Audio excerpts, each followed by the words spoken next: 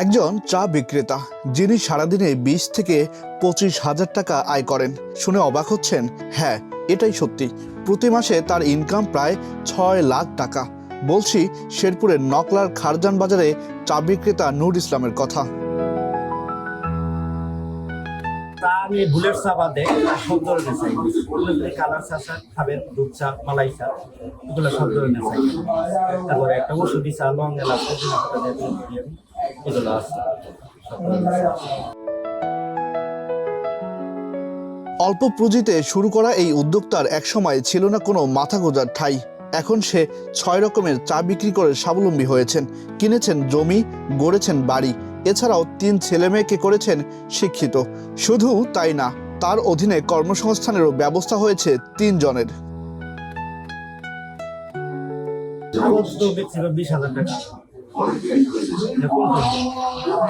আজকে শুক্রবার খুব গরিব মানুষ ছিল, এখন একটু লোক সমাজে চলে ফিরে খাইতে পারি, এরকম অবস্থা। চা বিক্রেতা নূর ইসলাম সিলেট থেকে শিখে এসে স্থানীয় বাজারে চায়ের দোকান দিয়েছেন। তার দোকানে তৈরি হয় দুধ চা, লাল চা, ঔষধি চা, কালার লাল চা, কালার দুধ চা, মালাই চা সহ 6 রকমের চা। এর মধ্যে তার দোকানের ঔষধি চা খুবই বিখ্যাত।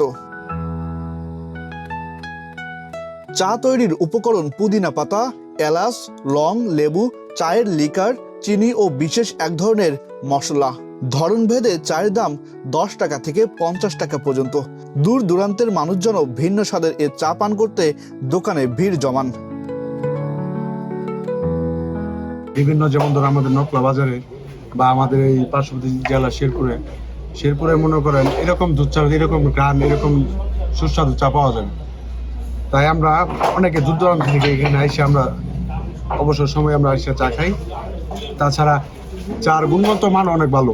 অনেক এখানে দামি চা আছে, মধ্যে সর্বনিম্ন যে চাটা 10 টাকা, এটাও ভালো তৃপ্তি আসে। এই চাটা খাওয়ার আমরা খাই, এটা অনেক তৃপ্তি আসে। এর মধ্যে দুধ চা, লাল চা দুটোটাই আছে, দুটোটাই 10 টাকার মধ্যে চা, সর্বনিম্ন যেটা কম দামি চা 10 টাকা, এটা খাইলে তৃপ্তি আসে। ইনশাল্লাহ আমরা বন্ধু বান্ধবকে নিয়ে আসি। ভালো চা, একের চা, চা কোনো শহর বদলা নাই। বুঝলাম চা, একের চা, খারজান বাজার খুব ভালো চা, সুন্দর চা, অনেক দূর থেকে খাবার আয়। জামাই বাড়িতে বেড়াতে আসি গফরগঞ্জ থেকে, এই দোকানে চা খাই, এই দোকানে চা ভালো লাগে। আমাদের দেশের চাও এমন ভালো লাগে না, এই দোকানে চা খুব ভালো লাগে খাইতে।